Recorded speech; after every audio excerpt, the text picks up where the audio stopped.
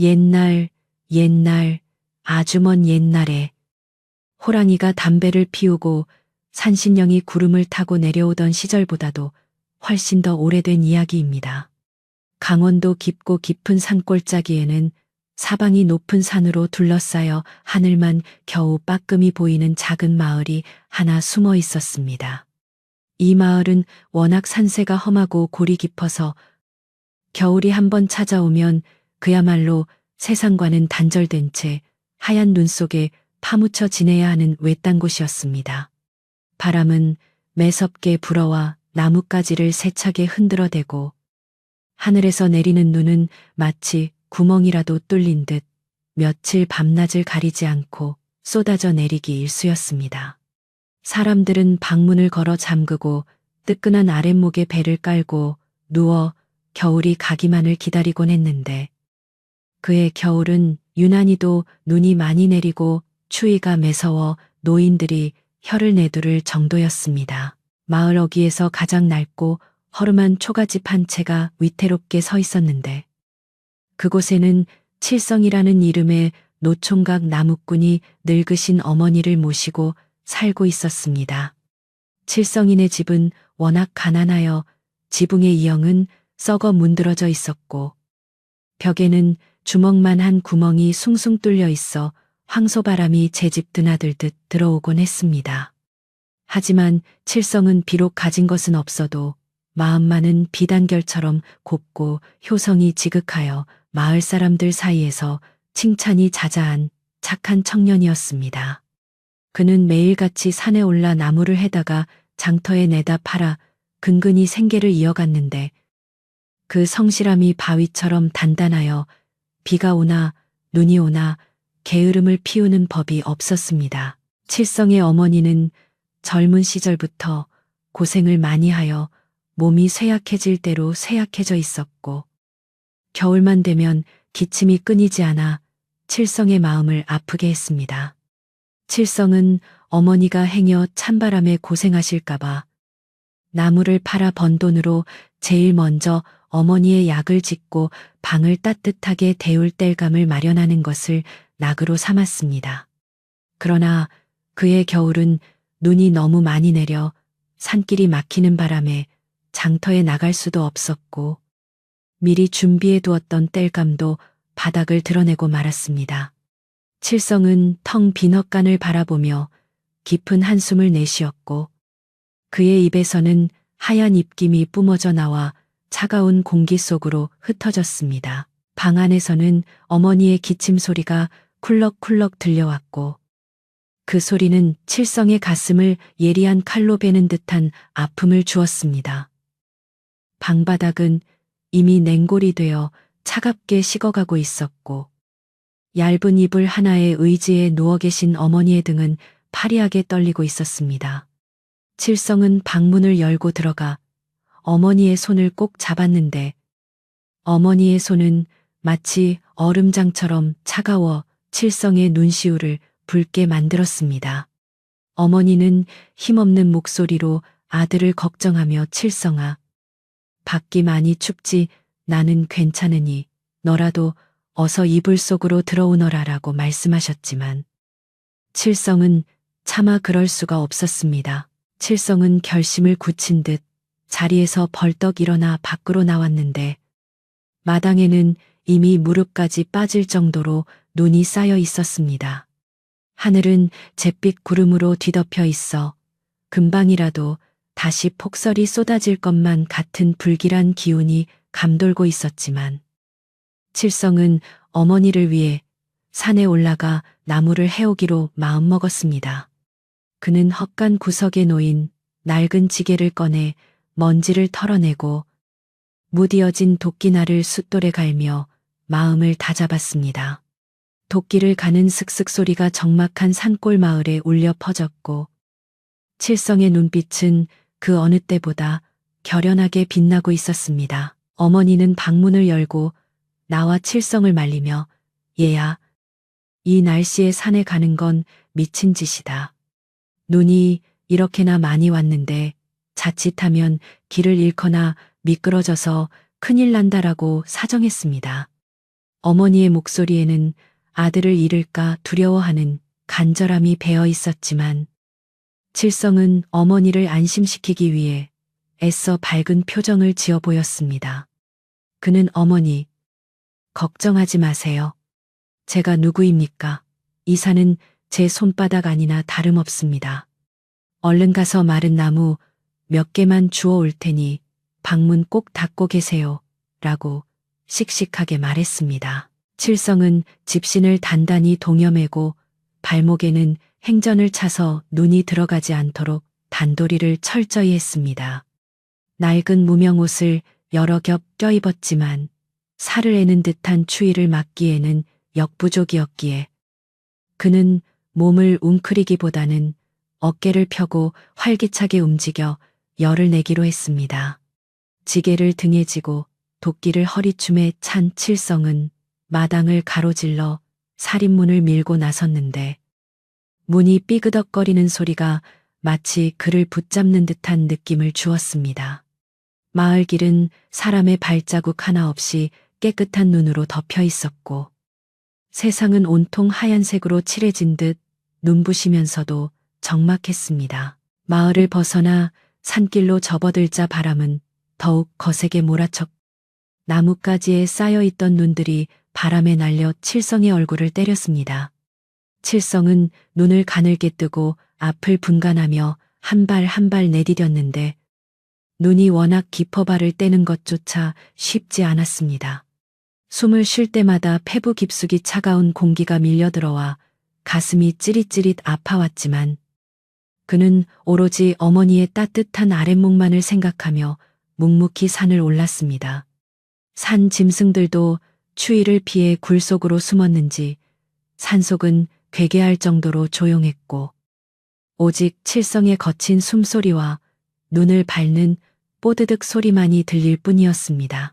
한참을 올라가던 칠성은 이마에 송글송글 맺힌 땀을 소매로 닦아내며 잠시 숨을 고르기 위해 큰 바위 아래 멈춰 섰습니다.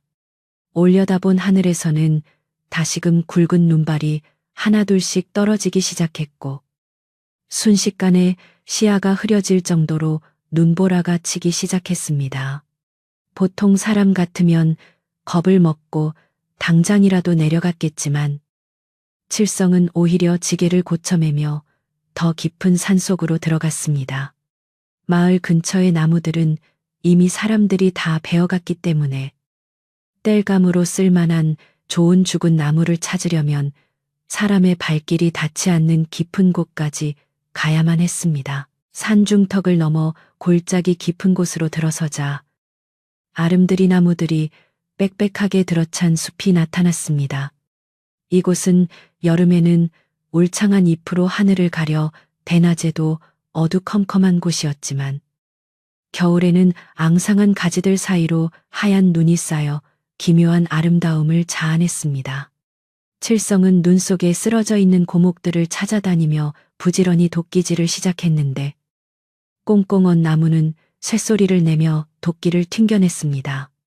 하지만 칠성의 노련한 솜씨와 끈기 앞에서는 아무리 단단한 나무도 결국 쪼개질 수밖에 없었고 칠성은 금세지게 한가득 땔감을 모을 수 있었습니다. 나무를 하는 동안에도 눈은 그치지 않고 계속해서 쏟아져 내려 어느새 칠성의 어깨와 머리 위에도 하얀 눈이 수북하게 쌓였습니다. 그는 추위를 잊기 위해 쉼없이 몸을 움직였고 도끼질을 할 때마다 입에서 터져나오는 기합 소리가 산울림이 되어 돌아왔습니다.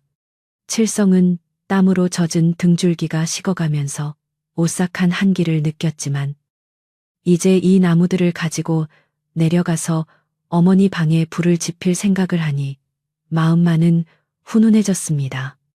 그는 지게에 나무를 단단히 묶고 일어서려 했는데 다리에 힘이 풀려 그만 휘청거리고 말았습니다. 너무 무리한 탓인지 아니면 추위 때문인지 다리가 후들거렸지만 칠성은 이를 악물고 지게를 짊어졌습니다. 돌아가는 길은 올라올 때보다 훨씬 더 위험하고 힘들었는데 내리막길인데다 눈이 덮여 있어 어디가 길이고 어디가 낭떠러지인지 구분하기가 어려웠기 때문입니다. 칠성은 지팡이로 눈을 쿡쿡 찌르며 땅을 확인한 뒤에야 조심스럽게 발을 내디뎠고 온 신경을 발끝에 집중했습니다. 산은 점점 어두워지기 시작했고 멀리서 늑대 우는 소리가 길게 들려와 칠성의 등골을 서늘하게 만들었습니다. 그때였습니다. 칠성이 조심스럽게 발을 옮기던 중 눈 덮인 덤불 사이로 무언가 희미하게 붉은색이 눈에 들어왔습니다. 처음에는 단풍잎이 떨어져 있는 것인가 생각했지만 자세히 보니 그것은 자연의 색깔이 아니었습니다. 칠성은 호기심과 두려움이 섞인 마음으로 조심스럽게 그곳으로 다가갔는데 가까이 다가갈수록 그것은 사람의 옷자락처럼 보였습니다. 심장이 쿵쿵 뛰기 시작했고 칠성은 마른 침을 삼키며 눈을 헤치고 덤불숲으로 들어갔습니다. 그리고 그곳에서 칠성은 자신의 눈을 의심할 만한 광경을 목격하게 되었습니다. 눈구덩이 속에 한 처녀가 쓰러져 있었는데 그녀는 눈처럼 하얀 얼굴을 하고 있었고 입술은 파랗게 질려 있었습니다. 입고 있는 옷은 얇은 비단 옷이라 보기만 해도 추워 보였고 머리카락은 헝클어져 눈과 뒤엉켜 있었습니다. 칠성은 황급히 지게를 내려놓고 처녀에게 달려가 코끝에 손가락을 대보았는데 다행히 미약하게나마 따뜻한 숨결이 느껴졌습니다. 아직 살아있다는 것을 확인한 칠성은 안도감과 동시에 큰 걱정에 휩싸였는데 이 깊은 산 중에 젊은 처녀가 홀로 쓰러져 있다는 것이 도무지 이해가 되지 않았기 때문입니다. 칠성은 처녀의 몸을 흔들며 이보시오. 처녀, 정신 좀 차려보시오. 여기서 자면 얼어 죽습니다. 라고 소리쳤지만 처녀는 미동도 하지 않았습니다. 그녀의 몸은 이미 꽁꽁 얼어붙어 있었고 칠성은 더 이상 지체했다가는 이 처녀가 목숨을 잃을지도 모른다는 생각에 다급해졌습니다. 그는 자신의 겉옷을 벗어 처녀를 감싸주려 했지만 자신도 얇은 옷 몇 겹만 입고 있었기에 큰 도움이 되지 않을 것 같았습니다. 칠성은 잠시 고민하다가 나무지게를 버려두고 처녀를 업고 내려가야겠다고 결심했습니다. 하지만 힘들게 해놓은 나무를 버리고 간다는 것은 당장 오늘 밤 어머니가 추위에 떨며 주무셔야 한다는 것을 의미했습니다. 칠성은 눈앞이 캄캄해졌지만 사람의 목숨이 달린 일을 외면할 수는 없었습니다. 그는 눈물을 머금고 지게에 묶인 나무들을 풀어 헤쳐 눈 위에 흙 뿌려 놓고는 축 늘어진 처녀를 둘러엎었습니다. 처녀는 생각보다 가벼웠지만 눈길을 헤치고 내려가는 일은 평소보다 몇 배는 더 힘이 들었습니다. 칠성의 이마에서는 땀이 비오듯 쏟아졌고 거친 숨소리는 폭설 속으로 흩어졌습니다. 칠성은 이를 악물고 한 걸음 한 걸음 산을 내려오며 혹시라도 처녀가 등 뒤에서 숨을 거두지는 않을까 계속해서 말을 걸었습니다. 조금만 참으시오. 이제 곧 마을입니다. 따뜻한 아랫목이 기다리고 있으니 제발 정신줄 놓지 마시오. 칠성의 간절한 목소리가 눈보라를 뚫고 울려 퍼졌지만 처녀는 여전히 묵묵부답이었습니다. 산을 내려오는 길은 멀고도 험했으며 날은 점점 어두워져 한 치 앞도 분간하기 어려울 지경이 되었습니다. 칠성은 몇 번이나 미끄러지고 넘어졌지만 그때마다 다시 일어나 처녀를 고쳐 업고 걸음을 재촉했습니다. 마침내 산 아래 마을의 불빛이 희미하게 보이기 시작하자 칠성은 안도의 한숨을 내쉬었습니다. 다리는 이미 감각이 없을 정도로 마비가 되었고 손과 발은 동상에 걸린 듯 얼얼했지만 그는 마지막 힘을 짜내어 집으로 향했습니다. 살인문을 열고 들어서자 마당에 나와 서성거리던 어머니가 깜짝 놀라 달려나왔습니다. 아이고. 칠성아, 이게 무슨 꼴이냐. 그리고 등에 업은 그 사람은 도대체 누구냐. 어머니의 놀란 목소리에 칠성은 털썩 주저앉으며 가쁜 숨을 몰아쉬었습니다. 어머니, 설명은 나중에 드릴게요. 일단 방부터 따뜻하게 해야 합니다. 산에서 얼어 죽어가는 처녀를 데려왔습니다. 칠성은 어머니의 부축을 받으며 처녀를 방 안 아랫목에 눕혔습니다. 어머니는 황급히 이불을 펴고 처녀를 덮어주며 칠성의 얼굴을 살폈습니다. 나무는커녕 낯선 여자를 업고 돌아온 아들을 보며 어머니는 걱정이 태산 같았지만 죽어가는 사람을 살리는 것이 먼저라는 아들의 뜻을 거스를 수는 없었습니다. 어머니는 부엌으로 달려가 남은 땔감을 모두 긁어모아 아궁이에 불을 지피기 시작했습니다. 방 안의 온기가 조금씩 돌기 시작하자 칠성은 처녀의 젖은 버선을 벗기고 얼어붙은 손발을 주물러 피가 통하게 했습니다. 어머니는 숭늉을 따뜻하게 데워와 숟가락으로 처녀의 입에 조금씩 흘려 넣었습니다. 칠성은 처녀의 얼굴을 자세히 들여다보았는데 눈 속에 파묻혀 있을 때는 몰랐지만 촛불 아래서 본 처녀의 얼굴은 세상 사람 같지 않게 고운 자태를 뽐내고 있었습니다. 옷차림이나 생김새로 보아 평범한 집안의 여식이 아님은 분명해 보였지만 지금 중요한 것은 그녀의 신분이 아니라 생사였습니다. 밤이 깊어가도록 칠성과 어머니는 잠 한숨 자지 못하고 처녀를 간호했습니다. 밖에서는 눈보라가 더욱 거세게 몰아치며 창호지 문을 덜컹거리게 만들었고 칠성은 오늘 해오지 못한 나무 생각에 마음이 무거웠습니다. 내일 당장 땔감이 없으면 이 엄동설안을 어떻게 버틸지 막막했지만 눈앞에서 가녀린 숨을 내쉬고 있는 생명을 두고 딴 생각을 할 겨를은 없었습니다. 칠성은 처녀의 이마에 물수건을 올려주며 제발 깨어나기만을 마음속으로 빌고 또 빌었습니다. 새벽녘이 되어서야 처녀의 핏기 없던 볼에 조금씩 홍조가 돌기 시작했고 가늘게 떨리던 숨소리도 점차 안정을 찾아갔습니다. 칠성은 그제야 긴장이 풀려 벽에 기대앉아 깜빡 잠이 들었습니다. 꿈속에서 칠성은 따뜻한 봄날 꽃밭을 거니는 꿈을 꾸었는데 그 꽃밭 한가운데서 오늘 없고 온 처녀가 환하게 웃으며 손짓하고 있었습니다. 하지만 꿈도 잠시 닭 울음소리와 함께 아침이 밝아오자 칠성은 현실의 차가운 공기에 눈을 떴습니다. 눈을 뜨자마자 그는 본능적으로 아랫목을 확인했고 처녀가 덮고 있는 이불이 규칙적으로 오르내리는 것을 보고 안도했습니다. 그러나 날이 밝으면서 새로운 걱정거리가 생겨났습니다. 좁은 시골 마을에서는 비밀이라는 것이 존재할 수가 없었기 때문입니다. 이웃집 담장이 낮아 말소리가 다 들리는 터라 밤새 칠성네 집에서 일어난 소란과 낯선 여자의 존재는 금세 이웃들의 귀에 들어갈 것이 뻔했습니다. 게다가 칠성이 빈지게로 내려온 것이 아니라 여자를 업고 내려왔다는 사실을 누군가 봤다면 소문은 걷잡을 수 없이 퍼져나갈 것이었습니다. 칠성은 무거운 몸을 일으켜 마당으로 나갔고 간밤에 쌓인 눈을 치우며 복잡한 마음을 정리하려 애썼습니다. 그의 빗자루질 소리에 맞춰 마을의 아침이 서서히 깨어나고 있었습니다. 산골 마을의 아침은 도시보다 훨씬 더디고 조용하게 찾아왔습니다.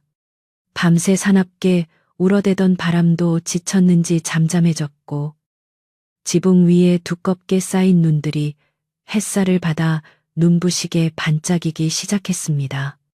칠성은 퉁퉁 부은 눈을 비비며 방문을 열고 밖으로 나왔는데 찬 공기가 폐부 깊숙이 들어와 정신을 번쩍 들게 했습니다.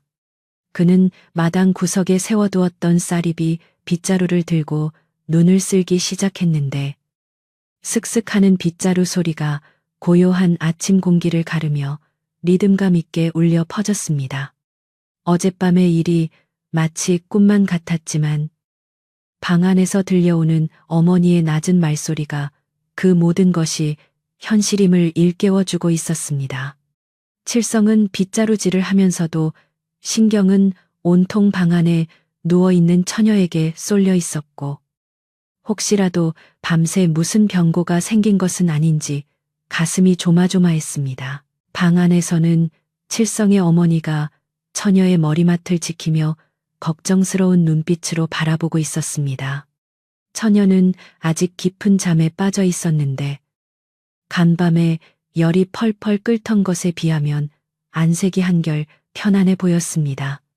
어머니는 젖은 물수건을 다시 짜서 처녀의 이마에 올려주며 도대체 이 귀한 집딸이 어쩌다 이 깊은 산골까지 흘러들어왔는지 궁금해 견딜 수가 없었습니다.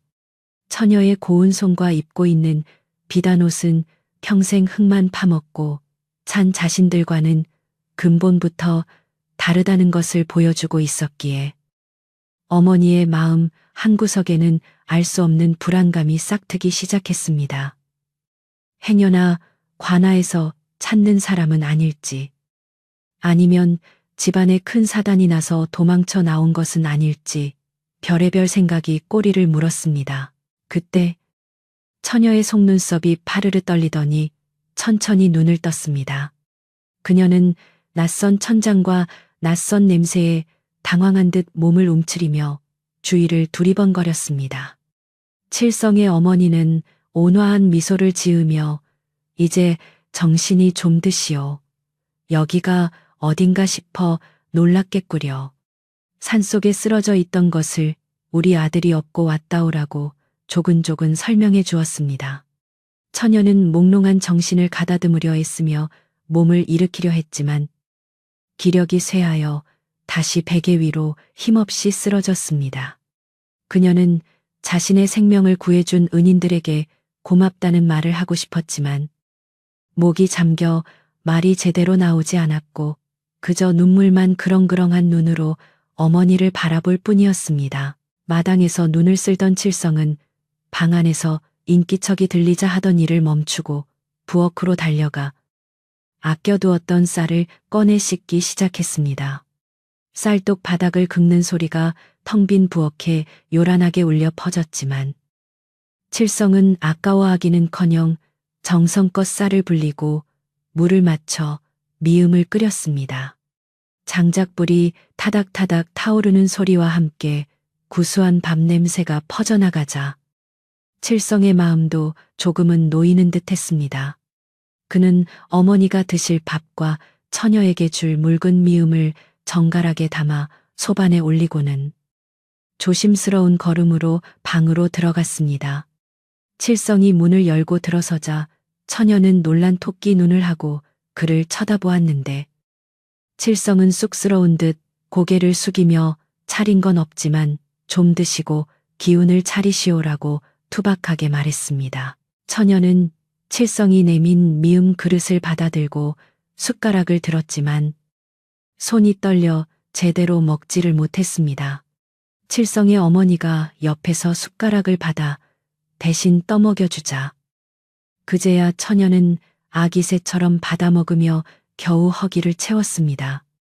미음 몇 숟가락이 들어가자 처녀의 창백했던 얼굴에 조금씩 생기가 돌기 시작했고 그녀는 작은 목소리로 고맙습니다. 정말 고맙습니다. 라고 간신히 입을 열었습니다. 그 목소리가 어찌나 곱고 맑은지 칠성은 마치 산새가 지저귀는 소리를 듣는 것 같아 얼굴이 붉어졌습니다. 하지만 처녀는 자신의 이름이 무엇인지 어디서 왔는지는 끝내 입을 열지 않았고 칠성과 어머니도 굳이 캐묻지 않고 기다려주기로 했습니다. 한편 마을에는 벌써부터 심상치 않은 기운이 감돌고 있었습니다.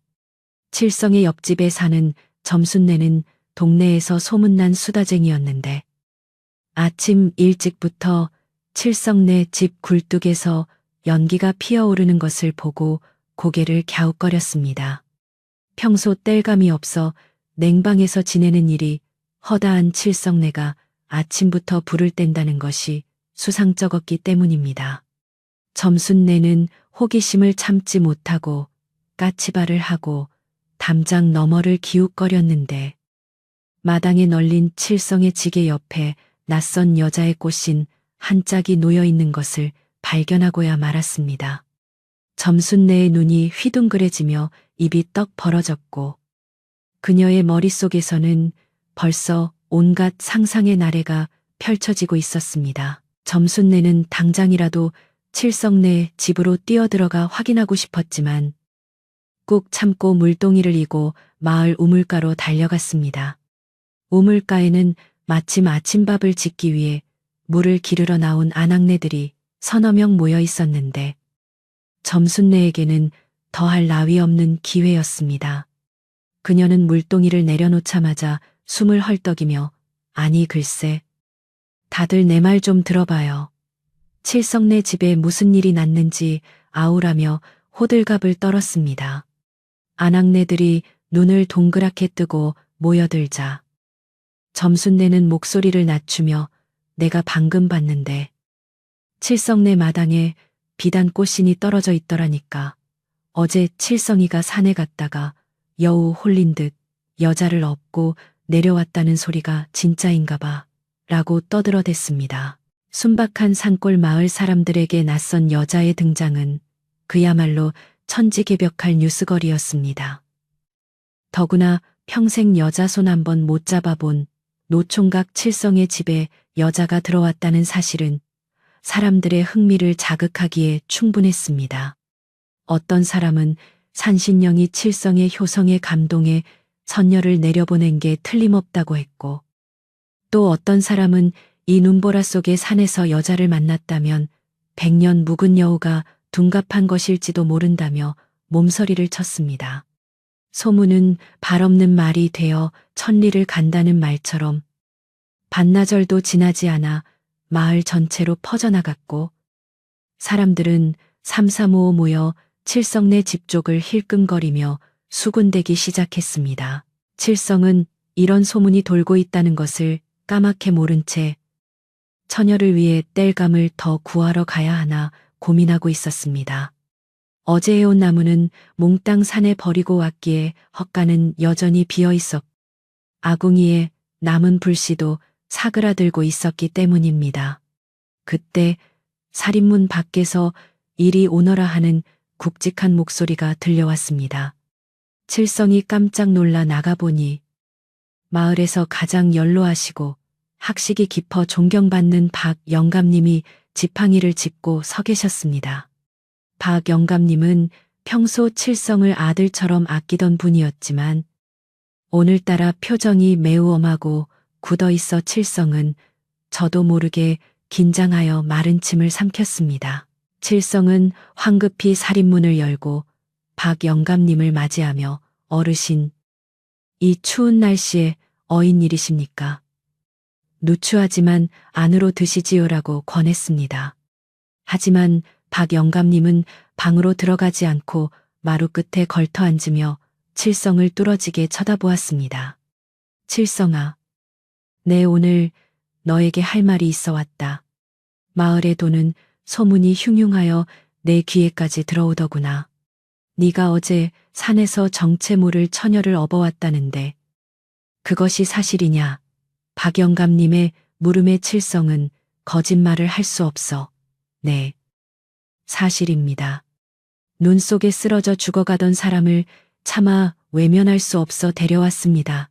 라고 솔직하게 대답했습니다. 박 영감님은 지팡이로 땅을 툭툭 치며 깊은 한숨을 내쉬었습니다. 내 심정이 어떠했을지는 짐작이 간다. 너는 워낙 마음이 약하고 착한 놈이니 오죽했겠느냐. 허나 세상 일이라는 게 마음만 가지고 되는 것이 아니다. 지금 나라 꼴이 어수선하고 도처에 도적대가 들끓는데 근본도 모르는 사람을 집에 들이는 것은 화를 자초하는 일이다. 혹여 그 처녀가 관가에서 쫓는 죄인이라도 된다면 너뿐만 아니라 네 늙은 어미까지 큰 봉변을 당할 수 있다. 박 영감님의 말씀은 구구절절 옳은 말이었기에 칠성은 아무 대꾸도 하지 못하고 고개만 푹 숙이고 있었습니다. 방 안에서 이 이야기를 듣고 있던 칠성의 어머니도 가슴이 철렁 내려앉기는 마찬가지였습니다. 그녀 역시 그런 걱정을 하지 않은 것은 아니었지만 막상 마을 어른의 입을 통해 직접 들으니 두려움이 현실로 다가왔습니다. 어머니는 누워있는 처녀를 쳐다보았는데 처녀는 밖에서 들려오는 이야기에 안색이 하얗게 질려 입술을 깨물고 있었습니다. 자신이 은인들에게 폐를 끼치고 있다는 죄책감에 처녀의 눈에서는 또다시 눈물이 주르륵 흘러내렸습니다. 그녀는 힘겹게 몸을 일으켜 방문을 열려고 했지만 어머니가 황급히 그녀의 손을 잡으며 고개를 저었습니다. 박 영감님은 칠성에게 마지막으로 당부의 말을 남겼습니다. 내 말 명심하거라. 사람이 모질지 못하면 결국 제 발등을 찍는 법이다. 날이 풀리는 대로 그 처녀를 돌려보내거나 관아에 신고하는 것이 옳을 것이다. 그것이 너와 네 어머니가 사는 길이다. 박 영감님은 무거운 발걸음을 옮겨 대문 밖으로 나갔고 칠성은 멍하니 서서 멀어지는 뒷모습을 바라보았습니다. 마을 사람들의 따가운 시선과 현실적인 충고 앞에서 칠성은 과연 자신이 옳은 일을 한 것인지 혼란스러워지기 시작했습니다. 하지만 방 안에서 떨고 있을 가여운 생명을 생각하면 차마 매정하게 내칠 수는 없는 노릇이었습니다. 점심때가 지나자 마을 사람들의 호기심은 노골적인 행동으로 이어졌습니다.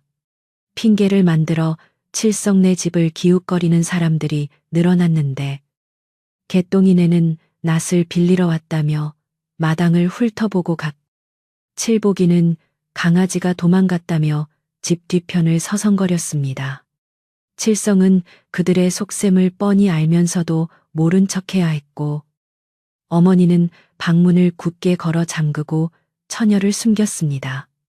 처녀는 숨소리조차 크게 내지 못하고 방구석에 웅크리고 앉아 있었는데 그 모습이 마치 사냥꾼에게 쫓기는 어린 사슴 같아 보는 사람의 마음을 아프게 했습니다. 칠성은 사람들의 시선이 이렇게 무섭다는 것을 난생 처음 뼈저리게 느꼈습니다. 오후가 되자 다시 하늘이 어두워지더니 눈발이 날리기 시작했습니다. 칠성은 땔감을 구하러 멀리 갈 수는 없어서 집 뒤편에 썩은 울타리를 뜯어내어 땔감으로 쓰기로 했습니다. 집을 보호해주던 울타리를 제 손으로 부수는 심정은 참담했지만 당장 방을 덮이지 않으면 처녀의 병세가 악화될 것이 뻔했기에 어쩔 수 없는 선택이었습니다. 뚝딱거리는 소리와 함께 낡은 나무들이 부서져 나갔고 칠성은 그 나무들을 모아 아궁이에 넣고 불을 지폈습니다. 매캐한 연기가 마당을 가득 채웠지만 칠성은 눈물이 나는 것을 연기 탓으로 돌리며 묵묵히 부채질만 해댔습니다. 방 안에서는 어머니가 처녀의 헤어진 옷을 꿰매어 주고 있었습니다. 비단 옷이라 바느질하기가 조심스러웠지만 어머니의 솜씨는 투박하면서도 정교했습니다. 처녀는 어머니의 손길을 가만히 지켜보다가 조심스럽게 입을 열었습니다. 어머니, 제가 몸이 좀 나아지면 무슨 일이라도 돕겠습니다. 밥값은 해야지요. 어머니는 처녀의 고운 손을 잡으며 씁쓸하게 웃었습니다. 아가, 내 손을 보니 물 한 방울 안 묻히고 산손인데 무슨 일을 하겠느냐. 마음만으로도 고맙다. 얼른 낫기나 해라. 처녀는 자신의 무력함에 고개를 떨구었고 그 모습에서 기품 속에 감춰진 깊은 슬픔이 묻어났습니다. 저녁이 되어 날이 완전히 어두워지자 칠성네 집은 고요한 섬처럼 고립되었습니다. 마을 사람들의 발길도 끊기고 오직 바람 소리만이 집 주위를 맴돌았습니다. 세 사람은 호롱불 아래 모여 앉아 꽁보리밥에 된장국으로 끼니를 때웠는데 처녀는 밥알이 모래알처럼 까끌까끌하게 느껴졌지만 칠성과 어머니의 정성을 생각하여 남기지 않고 비웠습니다. 식사를 마친 후 칠성은 조심스럽게 처녀에게 물었습니다. 낭자, 곤란하시다면 말씀 안 하셔도 되지만 혹시 댁에 연락이라도 해야 하지 않겠습니까? 가족들이 애타게 찾고 있을 텐데요. 처녀는 숟가락을 내려놓고 한참 동안 말이 없다가 깊은 한숨과 함께 입을 열었습니다. 제 사정을 다 말씀드릴 수는 없으나 지금은 돌아갈 곳이 없습니다. 저를 찾는 사람들은 가족이 아니라 저를 해치려는 자들일 수도 있습니다. 그러니 당분간만 아주 잠시만 이곳에 머물게 해주시면 안 되겠습니까? 이 은혜는 죽어서라도 갚겠습니다. 처녀의 눈에서 절박함이 뚝뚝 묻어났고 그 말에 칠성과 어머니는 서로의 얼굴을 쳐다보며 말문이 막혔습니다. 도적대나 죄인일지도 모른다는 박 영감님의 경고가 뇌리를 스쳤지만 눈앞의 처녀는 너무나도 간절하고 애처로워 보였습니다. 칠성은 결심한 듯 주먹을 꽉 쥐었습니다. 알겠습니다. 사정이 그러하시다면 계실 때까지 계십시오. 제 힘 닿는 데까지 지켜드리겠습니다. 누가 와서 물어도 제 친척 누이 동생이 잠시 요양하러 왔다고 둘러대지요. 칠성의 듬직한 말에 처녀는 감격하여 눈물을 흘렸고 어머니도 아들의 결정에 묵묵히 고개를 끄덕였습니다. 하지만 그들의 결정이 앞으로 어떤 파장을 불러올지, 그리고 처녀를 쫓는 해치려는 자들이 누구인지 알 수 없었기에 칠성 내 오두막의 밤은 불안과 긴장 속에서 깊어만 갔습니다. 밖에서는 다시 거친 눈보라가 몰아치며 마치 다가올 시련을 예고하는 듯 윙윙거리며 울부짖었습니다. 겨울바람은 날이 갈수록 더욱 사나워져서 칠성 내 오두막의 문풍지는 밤낮으로 쉴 새 없이 떨어대며 구슬픈 소리를 내었습니다. 눈은 그쳤다 내렸다를 반복하며 이미 지붕 처마 끝까지 차오를 정도로 쌓였고 세상은 온통 하얀 눈 감옥에 갇힌 듯 적막했습니다. 칠성은 매일 아침 일찍 일어나 마당에 눈을 치우고 땔감을 마련하느라 분주했고 어머니는 아랫목에서 처녀의 기력을 돋우기 위해 남은 곡식을 탈탈 털어 죽을 쑤었습니다. 처녀는 칠성과 어머니의 지극정성 덕분에 자리를 털고 일어날 수 있을 만큼 기운을 차렸지만 마음 한구석에는 언제나 죄송함과 불안함이 무거운 돌덩이처럼 자리 잡고 있었습니다. 그녀는 밥값이라도 해야 한다는 생각에 부엌으로 나가 설거지라도 거들려 했지만 평생 흙 한 번 만져보지 않은 고운 손은 차가운 물과 거친 그릇을 감당하지 못했습니다. 어느 날 아침 처녀는 칠성의 어머니가 잠시 자리를 비운 사이 부엌에 들어가 솥뚜껑을 열고 밥물을 맞추려 했습니다. 하지만 무거운 못의 솥뚜껑은 그녀의 가녀린 손목으로 들기에 너무나 버거웠고 결국 쾅하는 소리와 함께 솥뚜껑을 바닥에 떨어뜨리고 말았습니다. 그 소리에 놀라 달려온 어머니는 사색이 된 처녀를 보며 안타까운 한숨을 내쉬었습니다. 아가, 놔두라고 하지 않았니? 이 무거운 걸 네가 어찌 든다고 그러느냐. 처녀는 깨진 질그릇 밥편과 엎어지 솥뚜껑 앞에서 어쩔 줄 몰라 하며 눈물만 흘렸습니다. 그녀의 손은 얼음물에 닿아 빨갛게 부어올라 있었고 손가락 마디마디는 험한 일을 해본 적이 없음을 증명하듯 배곡처럼 희고 고와서 부엌일과는 도무지 어울리지 않았습니다. 칠성은 밖에서 장작을 패다가 그 소리를 듣고 뛰어들어왔지만 처녀를 타박하기는커녕 다친 곳이 없는지부터 살폈습니다. 낭자, 다치지 않으셨습니까? 그릇이야 다시 구하면 되고 솥뚜껑이야 씻으면 그만입니다. 마음 쓰지 마십시오. 칠성의 따뜻한 위로에도 처녀는 고개를 들지 못했습니다. 그녀는 자신의 무능함이 원망스러웠고 자신을 살려준 이들에게 짐만 되고 있다는 생각에 가슴이 미어지는 듯 했습니다. 칠성은 빨갛게 언 처녀의 손을 보고는 말없이 부엌 한 구석에 있던 따뜻한 물을 떠와 손을 녹여주었습니다. 그 투박하고 거친 나무꾼의 손이 자신의 손을 감싸 쥐었을 때 처녀는 난생 처음 느껴보는 투박하지만 진실한 온기에 가슴이 뭉클해졌습니다. 부엌 길이 서툰 처녀를 위해 어머니는 바느질감을 내어주었습니다. 칠성의 해진 옷을 기워달라고 부탁한 것이었는데 처녀는 바늘을 잡자마자 눈빛이 달라졌습니다. 그녀가 바늘을 놀리는 솜씨는 시골 아낙네들의 그것과는 차원이 달랐습니다. 마치 나비가 꽃밭을 누비듯 바늘이 천위를 춤추었고 그녀의 손끝에서 피어나는 바느질 땀은 한치의 오차도 없이 정갈하고 아름다웠습니다. 칠성의 어머니는 처녀가 기워놓은 옷을 보고 입을 다물지 못했습니다. 단순히 구멍을 막은 수준이 아니라 옷감의 결을 살려 보이지 않게 감추고 심지어 덧댄 천 위에 칠성 치싱이라는 이름을 수놓은 솜씨는 궁중에 침선비가 와서 울고 갈 정도였습니다. 특히 처녀가 심심풀이로 남는 천조각에 수놓은 문양을 본 어머니는 쏘스라치게 놀랐습니다.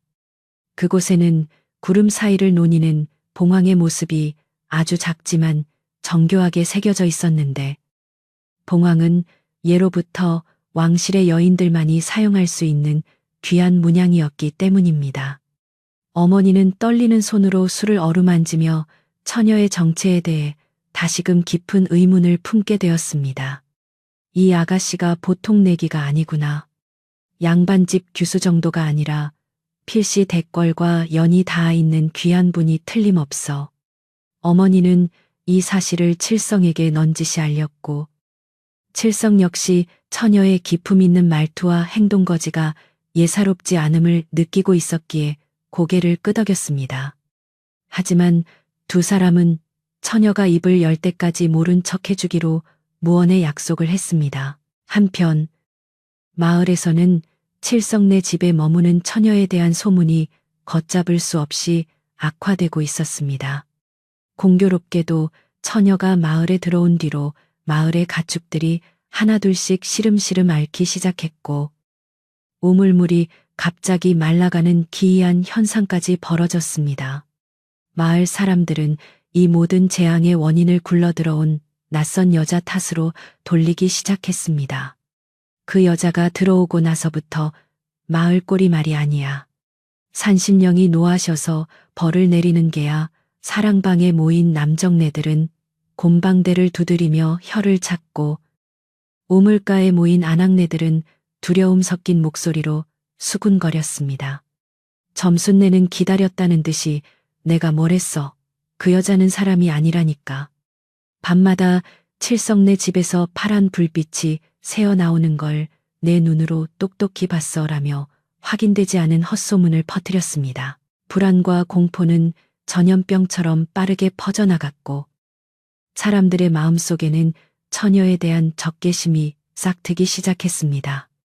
처음에는 그저 호기심이었던 시선들이 이제는 경멸과 증오로 바뀌어 칠성을 향했습니다.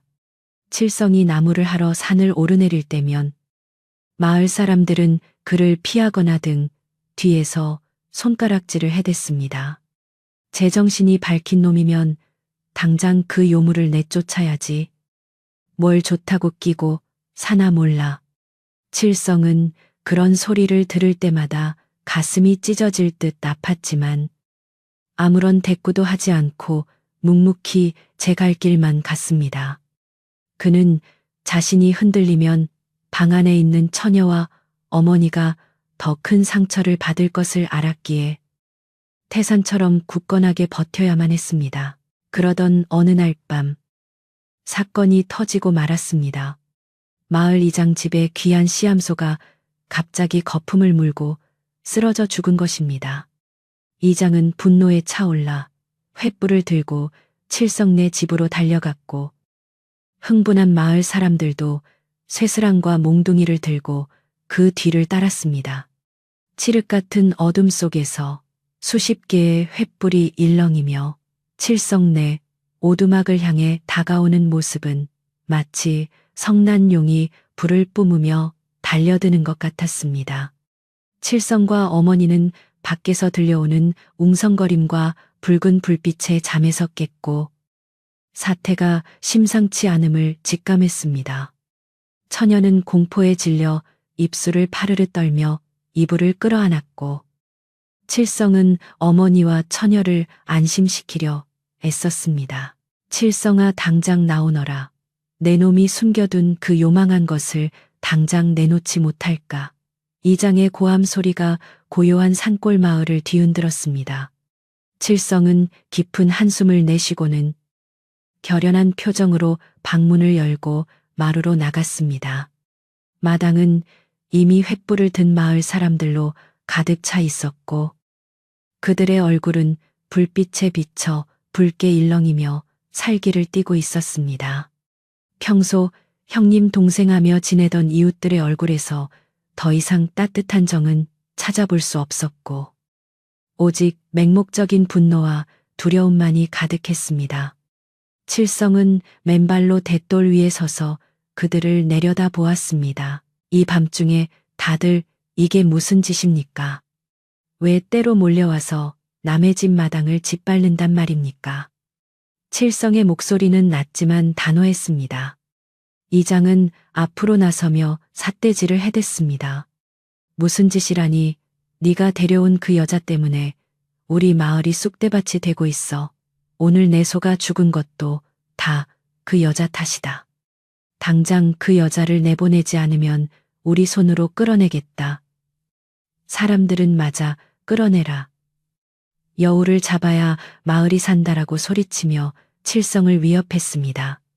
돌멩이 하나가 나라와 칠성의 집 기둥을 때렸고, 분위기는 금방이라도 폭발할 듯 험악해졌습니다. 방 안에 있던 처녀는 더 이상 견디지 못하고 문을 열고 나오려 했습니다.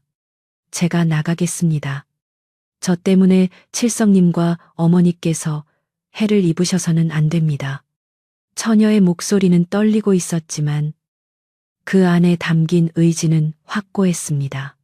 하지만 칠성은 잽싸게 몸을 돌려 처녀를 막아섰습니다. 아닙니다. 낭자는 들어가 계십시오.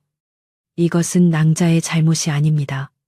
사람의 목숨을 하찮게 여기는 저들의 잘못된 믿음 탓입니다. 제가 해결할 테니 낭자는 절대 나오지 마십시오. 칠성은 처녀를 다시 방으로 밀어넣고 문을 굳게 닫은 뒤 문고리를 자신의 등으로 말고 섰습니다. 칠성은 마을 사람들을 향해 소리쳤습니다. 다들 진정하십시오. 소가 죽은 것은 안타까운 일이나 그것이 어찌 사람의 탓입니까?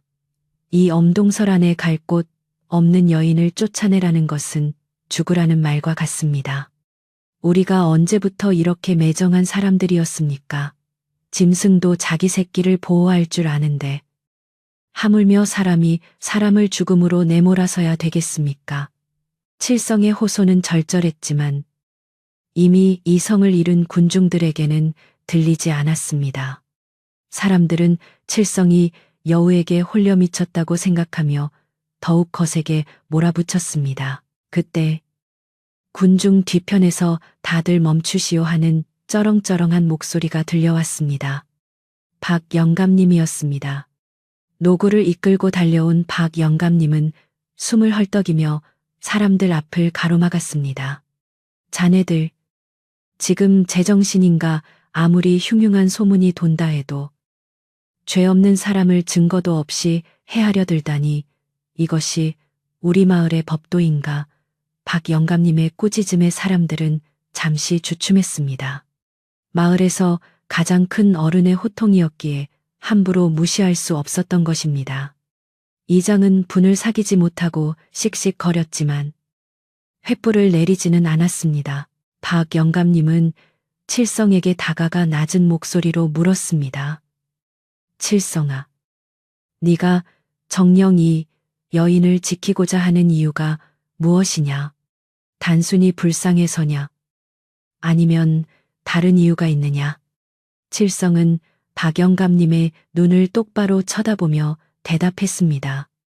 어르신, 저는 배운 것 없는 나무꾼이지만 사람의 도리는 압니다. 눈앞에서 죽어가는 생명을 살렸는데 이제 와서 소문이 무섭다고 다시 죽음으로 내모는 것은 사람이 할 짓이 아닙니다. 제 목숨을 걸고서라도 이분을 지키겠습니다. 칠성의 눈빛은 흔들림 없이 확고했고 그 기세에 박 영감님조차 혀를 내둘렀습니다. 박 영감님은 다시 마을 사람들을 향해 돌아섰습니다. 듣거라. 칠성이가 목숨을 걸고 보증하겠다고 한다. 만약 이 여자가 진짜 요물이라면 내 손으로 처단할 것이다. 허나 지금은 밤이 깊고 날이 차니 일단 돌아가라. 내일 날이 밝는 대로 관아에 알려 정식으로 조사를 받게 하겠다. 그때까지 아무 일도 없다면 너희들도 물러나야 할 것이다. 박 영감님의 중재안은 합리적이었고 사람들도 더 이상 칠성의 집을 부술 명분이 없어졌습니다.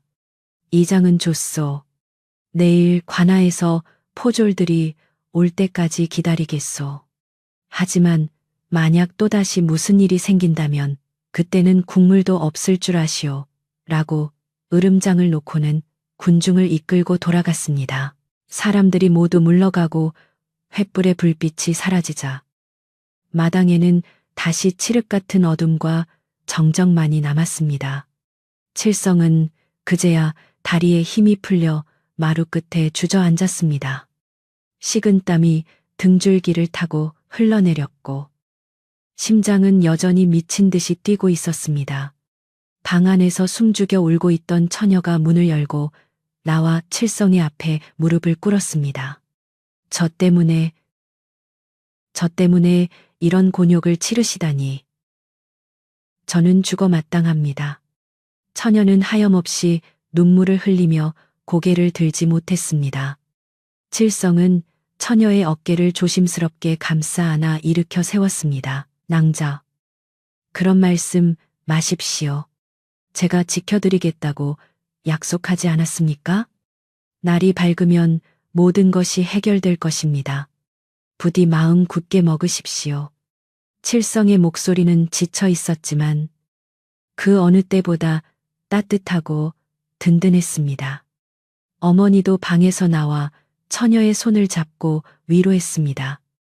그러나 칠성의 마음속에는 내일 관아에서 사람들이 오면 과연 이 사태를 어떻게 수습해야 할지 막막한 두려움이 피어올랐습니다. 처녀의 정체가 밝혀지면 오히려 더 큰 화를 입을 수도 있다는 생각이 들었기 때문입니다. 하지만 이미 주사위는 던져졌고 칠성은 어떤 결과가 오더라도 운명을 받아들이기로 각오했습니다. 그날 밤 칠성은 잠을 이루지 못하고 마루에 앉아 톱과 도끼를 손질했습니다. 만약의 사태에 대비해 무기가 될 만한 것들을 챙기는 그의 모습은 비장하기까지 했습니다. 밤하늘에는 먹구름이 걷히고 차가운 달이 떠올라 칠성의 집을 비추고 있었는데 그 달빛 아래 처녀는 방 안에서 조용히 붓을 들어 무언가를 적어 내려가고 있었습니다. 그녀는 자신의 운명을 걸고 마지막이 될지도 모르는 편지를 쓰고 있었던 것입니다. 종이 위로 떨어지는 그녀의 눈물 자국이 먹물과 함께 번져나갔습니다. 이것이 내일 닥쳐올 거대한 폭풍의 서막임을 아무도 알지 못한 채 산골 마을의 밤은 그렇게 위태롭게 깊어만 갔습니다. 새벽녘이 되자 멀리 산 너머에서 닭 울음소리가 들려왔지만 그 소리는 평소와 달리 불길하게 느껴졌습니다. 칠성은 마당에 나와 하늘을 올려다보았는데 동쪽 하늘이 붉게 물들어오는 것이 마치 핏빛처럼 보였습니다. 잠시 후 마을 입구 쪽에서 심상치 않은 진동이 느껴지기 시작했습니다. 그것은 사람의 발자국 소리가 아니라 수많은 말들이 땅을 박차고 달려오는 웅장한 말발굽 소리였습니다. 칠성의 귀가 번쩍 뜨였고 그는 본능적으로 살인문 쪽으로 달려갔습니다. 과연 저 소리는 그들을 구원할 희망의 소리일지 아니면 파멸을 가져올 지옥의 사자들일지. 칠성은 마른 침을 삼키며 다가오는 운명을 기다렸습니다. 산골 마을의 고요한 아침을 깨운 것은 천지를 뒤흔드는 말발굽 소리였습니다. 처음에는 그저 멀리서 들려오는 천둥 소리인가 싶었지만 소리는 순식간에 가까워지며 땅바닥을 울리기 시작했습니다.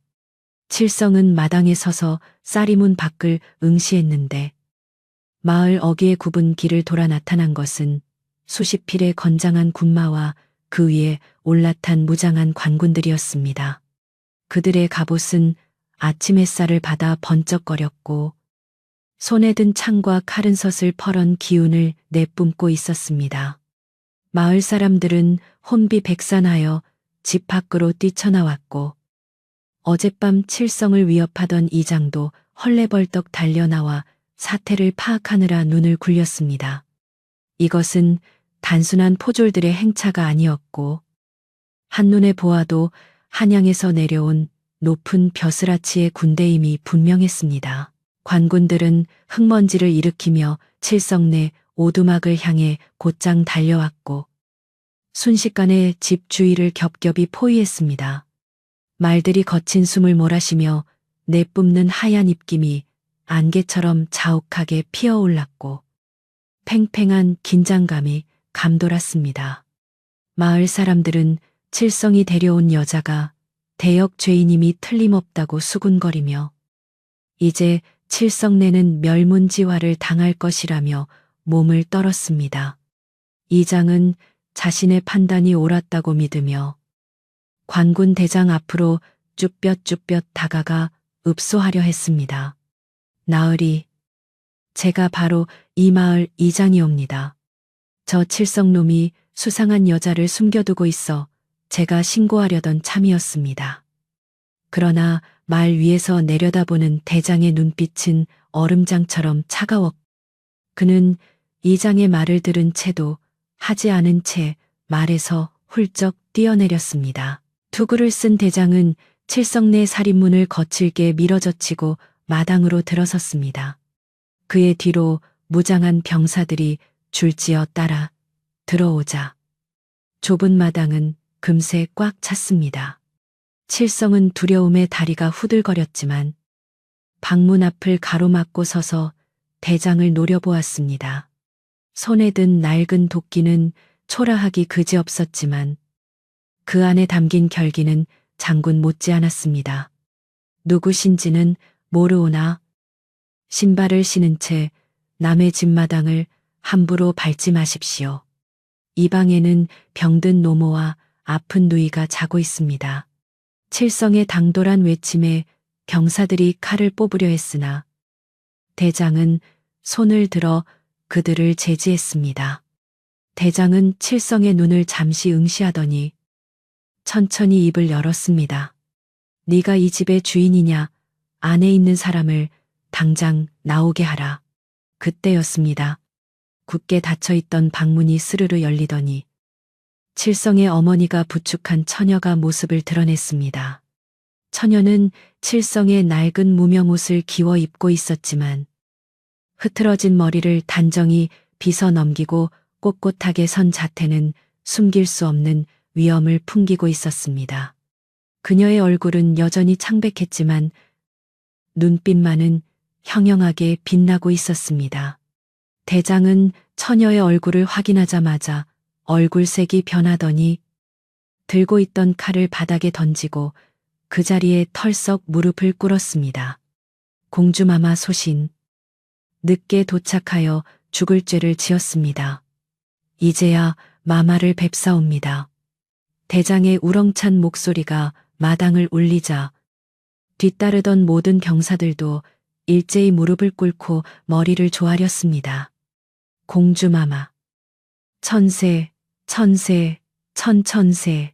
마당에 엎드린 수십 명의 군사들과 그 광경을 지켜보던 마을 사람들은 그야말로 충격의 도가니에 빠졌습니다. 칠성은 들고 있던 도끼를 힘없이 떨어뜨리며 멍하니 처녀를 바라보았고, 어머니는 놀라움에 입을 다물지 못한 채 주저앉을 뻔했습니다. 자신이 업어다가 미음을 먹여 살린 그 가녀린 처녀가 나라님의 귀한 외동딸인 공주였다니 믿을 수가 없었습니다. 담장 너머에서 구경하던 마을 사람들은 사색이 되어 벌벌 떨었고, 특히 이장과 점순내는 당장이라도 땅이 꺼져라 숨고 싶은 심정이었습니다. 공주를 요물이라 부르며 쫓아내려 했으니 그 죄를 어찌 다 감당할 수 있겠습니까? 마을 전체가 쥐 죽은 듯 고요해졌고 오직 바람 소리만이 윙윙거릴 뿐이었습니다. 공주는 천천히 돛돌 아래로 내려와 무릎 꿇은 대장의 어깨를 잡아 일으켰습니다. 장군, 고개를 드시오. 내 무사히 살아있는 것은 하늘의 도우심과 여기 있는 은인들의 덕분이오. 그대들이 늦은 것이 아니라 내가 너무 멀리 와버린 탓이니 자책하지 마시오. 공주의 목소리는 기품이 넘쳤고 그 한마디 한마디에는 부드러운 카리스마가 실려 있었습니다.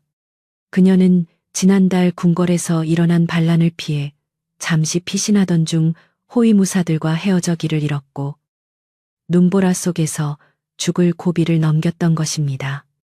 이제 반란이 진압되고 궁이 안정되자 임금님이 급파한 금군들이 그녀를 찾아 전국을 뒤진 끝에 이곳까지 오게 된 것이었습니다. 공주는 몸을 돌려 멍하니 서 있는 칠성에게 다가갔습니다.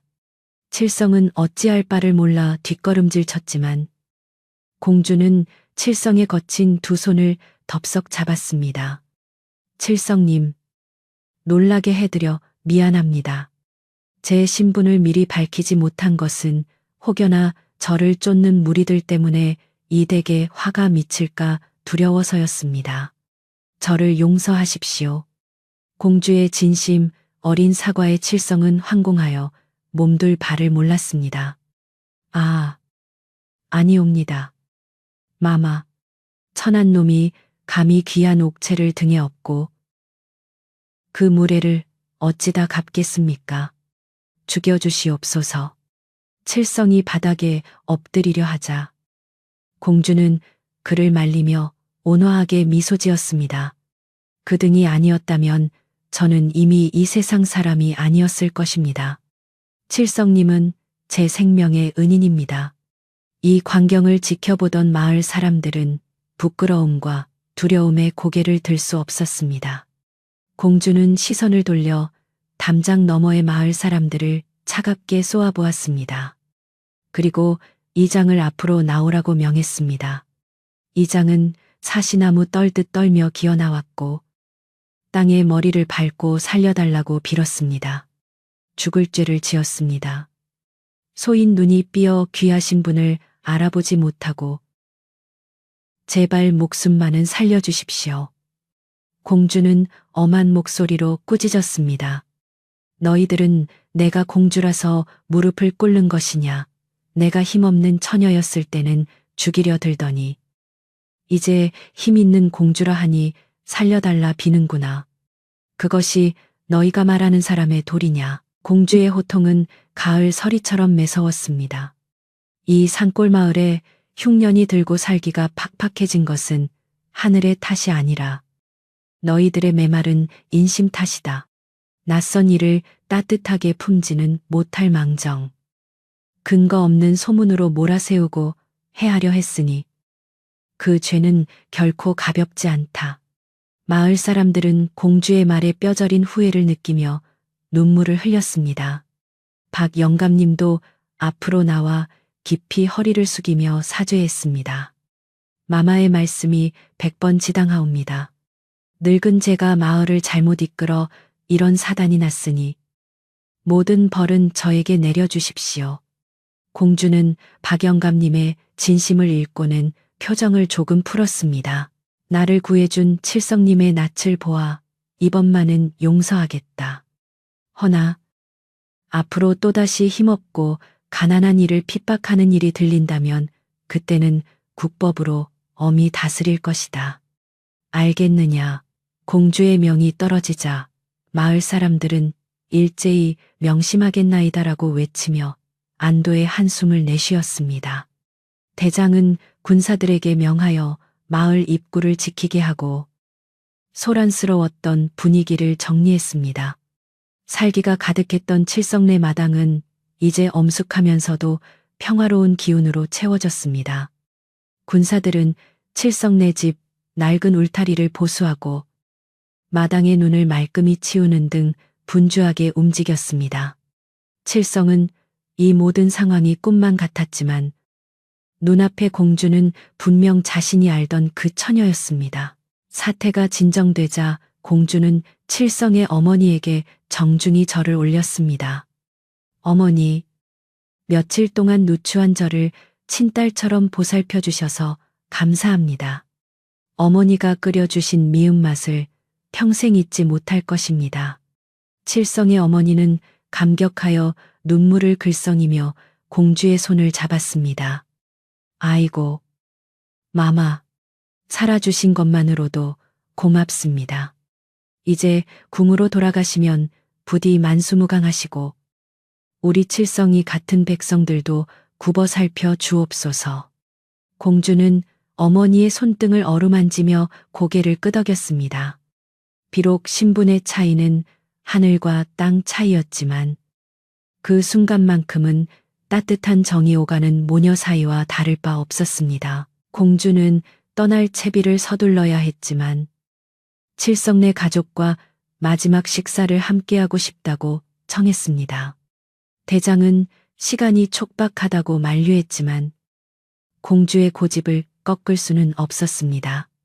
칠성의 어머니는 부엌으로 들어가 남은 식재료를 모두 털어 정성스럽게 밥상을 차렸습니다. 비록 꽁보리밥에 나물 반찬뿐인 소박한 밥상이었지만 공주는 그 어떤 수라상보다 귀하게 여기며 맛있게 먹었습니다. 칠성도 공주와 겸상을 하는 것이 황송했지만 공주가 편하게 대하라는 말에 용기를 내어 숟가락을 들었습니다. 밥을 먹는 동안 방 안에는 따뜻한 온기가 감돌았고 밖에서 불어오는 바람 소리도 더 이상 춥게 느껴지지 않았습니다. 식사가 끝나갈 무렵 공주는 품에서 작은 놀이개를 꺼내 어머니의 손에 쥐어 주었습니다. 이것은 제 어머니인 왕비 전하께서 주신 것입니다. 당장 드릴 것이 이것밖에 없어 부끄러우나 제 정표로 받아주십시오. 어머니는 손사래를 쳤지만 공주의 간곡한 부탁에 떨리는 손으로 놀이개를 받아 들었습니다. 공주는 다시 칠성을 바라보며 말했습니다. 칠성님, 저와 함께 한양으로 가시지요. 제 목숨을 구한 공을 임금님께 고하여 큰 상을 내리고자 합니다. 칠성은 잠시 흔들렸지만 이내 고개를 가로저었습니다. 마마, 저는 산에서 나무를 하며 사는 것이 천직인 놈입니다. 늙은 어머니를 두고 한양으로 갈 수는 없습니다. 마음만 감사히 받겠습니다. 공주는 칠성의 효심과 욕심 없는 마음에 다시 한번 감동했습니다. 그녀는 억지로 강요하지 않고 칠성의 뜻을 존중하기로 했습니다. 그렇다면 알겠습니다. 하지만 제가 입은 은혜는 어떤 식으로든 갚을 것입니다. 기다려 주십시오. 공주는 자리에서 일어나 온매무새를 다듬었습니다. 이제 정말 헤어져야 할 시간이 다가온 것입니다. 밖에서는 대장이 출발 준비가 완료되었음을 알리는 소리가 들려왔습니다. 공주는 아쉬운 듯 방안을 한번 둘러보고는 칠성과 어머니의 배웅을 받으며 밖으로 나갔습니다.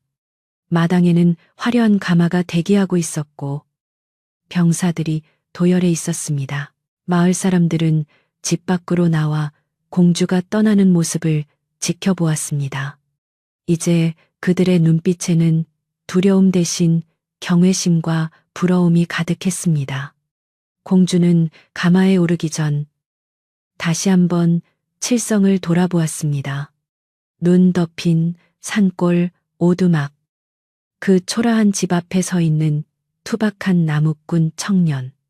하지만 공주의 눈에는 그가 세상 누구보다 듬직하고 고귀해 보였습니다.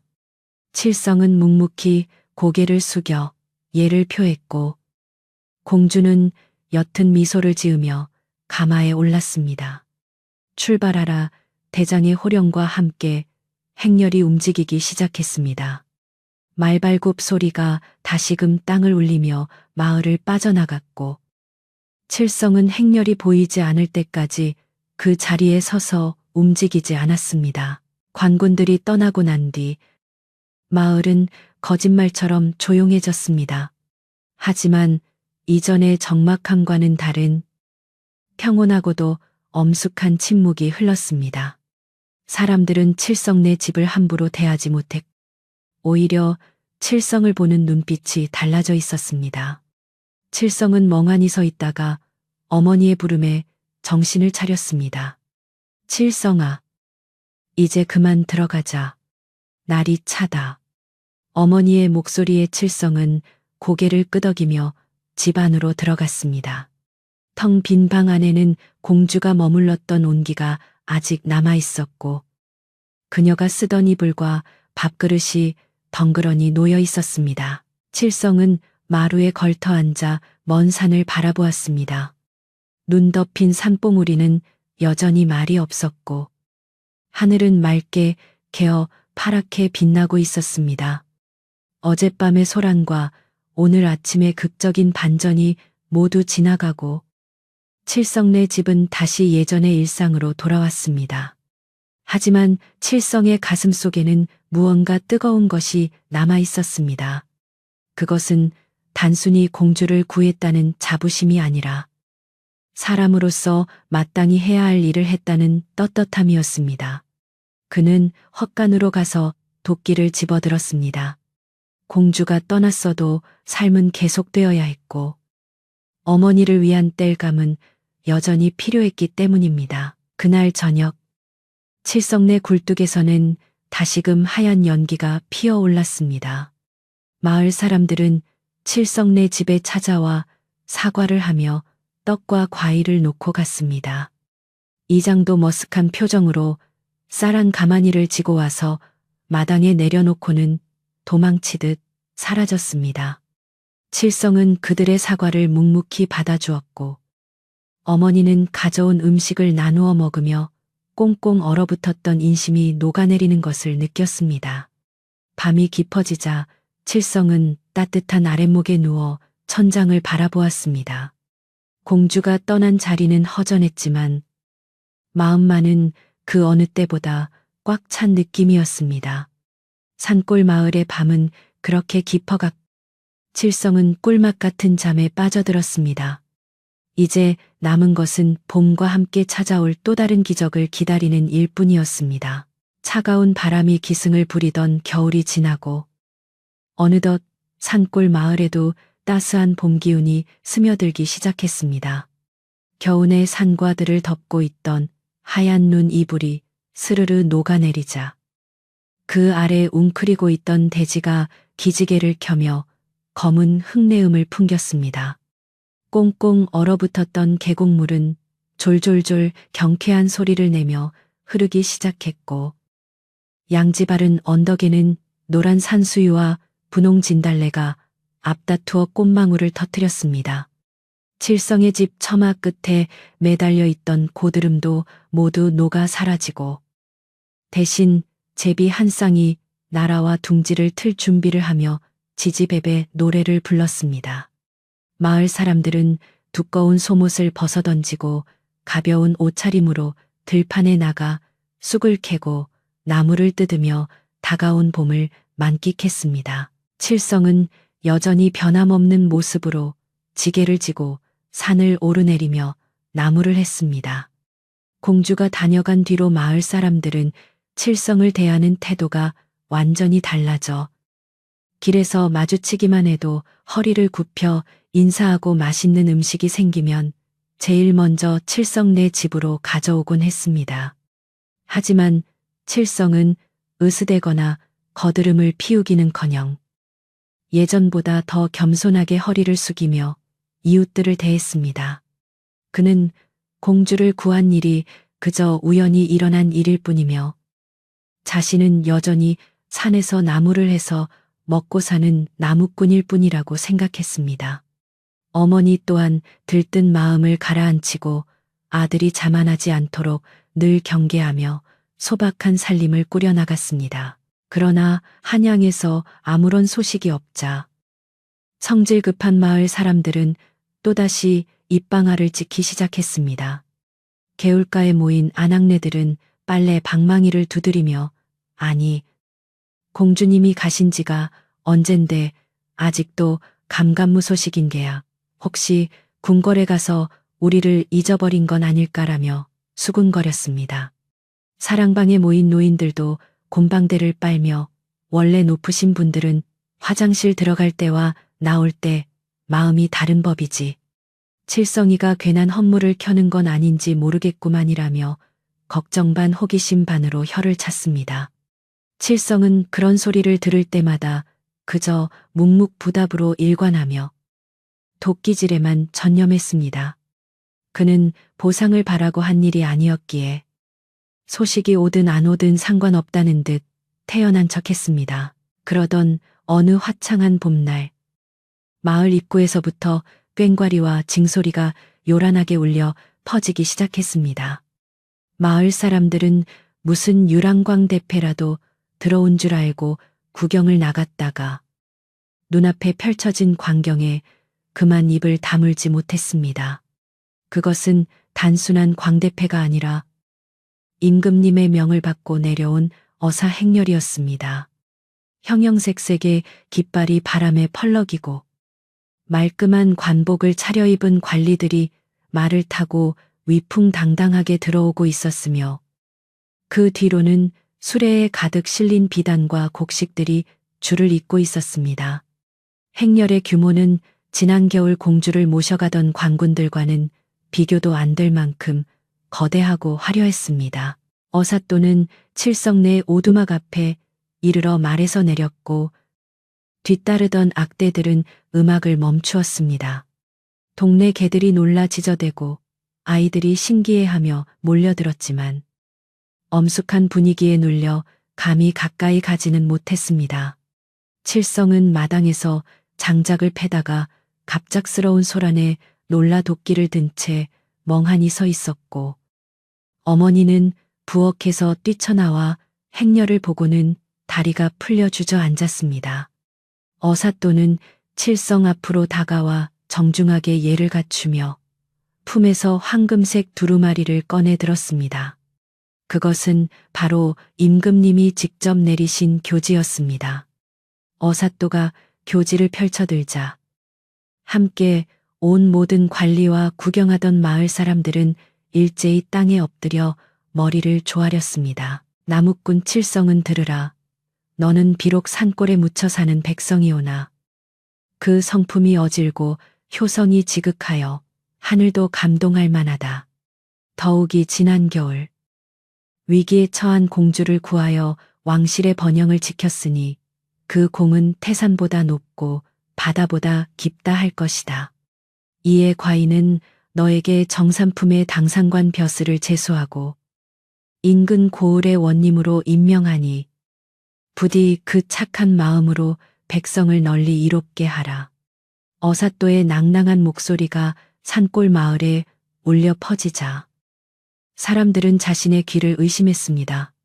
나무꾼이 하루아침에 고을 원님이 되다니 이는 개천에서 용이 난다는 말로도 부족할 만큼 엄청난 경사였습니다. 칠성은 떨리는 손으로 교지를 받아들고는 감격의 눈물을 흘렸습니다. 전하, 성은이 망극하옵니다. 천한 소인이 감히 이런 과분한 직분을 어찌 감당하겠습니까? 칠성은 엎드려 흐느꼈고 어머니도 아들의 등을 쓰다듬으며 기쁨의 눈물을 쏟았습니다. 어사또는 칠성을 일으켜 세우며 이것은 전하의 명령이자 공주마마의 간곡한 청이기도 합니다. 사양하지 말고 받아들이십시오. 또한 전하께서는 칠성님을 위해 하사금과 함께 큰 집을 지을 제목과 인부들을 보내셨습니다. 라고 덧붙였습니다.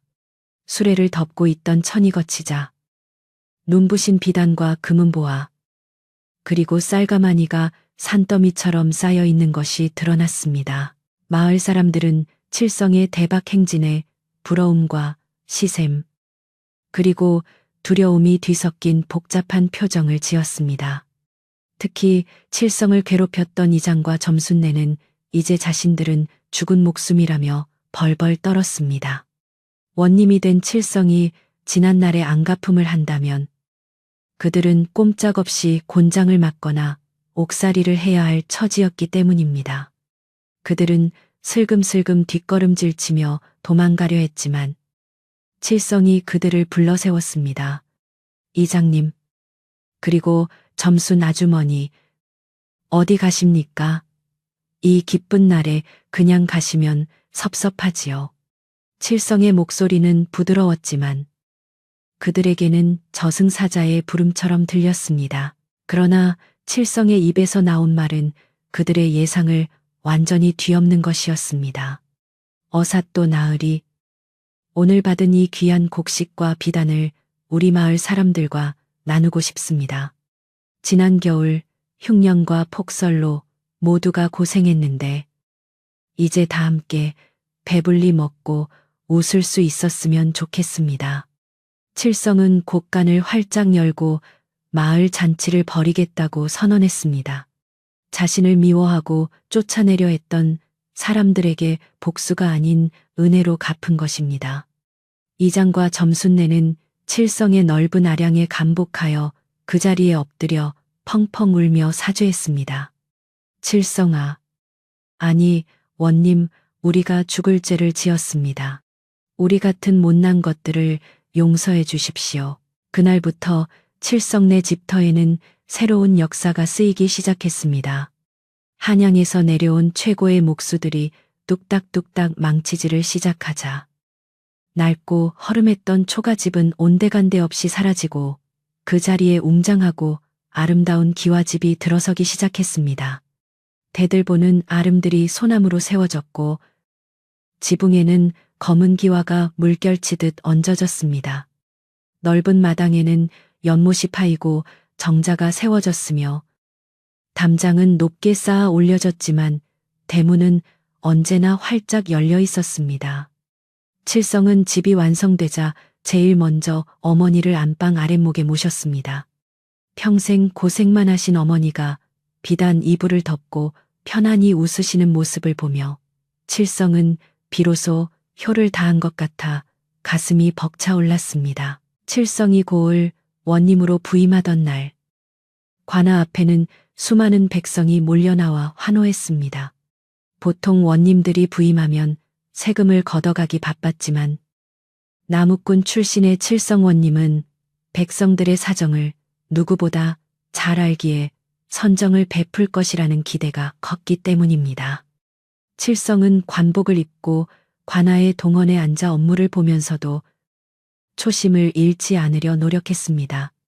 그는 가뭄이 들면 직접 논에 나가 물꼬를 텄고 겨울이 오면 가난한 집들을 찾아다니며 땔감을 나누어 주었습니다. 벼슬아치들의 부패를 척결하고 억울한 사람들의 사연을 귀담아 듣는 그의 명성은 인근 고을은 물론 한양에까지 자자하게 퍼졌습니다. 어느 날 밤 칠성은 업무를 마치고 집으로 돌아와 사랑채 마루에 앉아 달을 바라보고 있었습니다. 그때 한양에서 온 파발마가 편지 한 통을 전해주고 갔습니다. 겉봉에는 낯익은 필체로 칠성님 전상서라고 적혀 있었는데 바로 공주가 보낸 편지였습니다. 편지에는 궁궐에서의 안부와 함께 칠성이 훌륭한 목민관이 되어 백성들을 보살피고 있다는 소식을 듣고 매우 기뻐하고 있다는 내용이 담겨 있었습니다.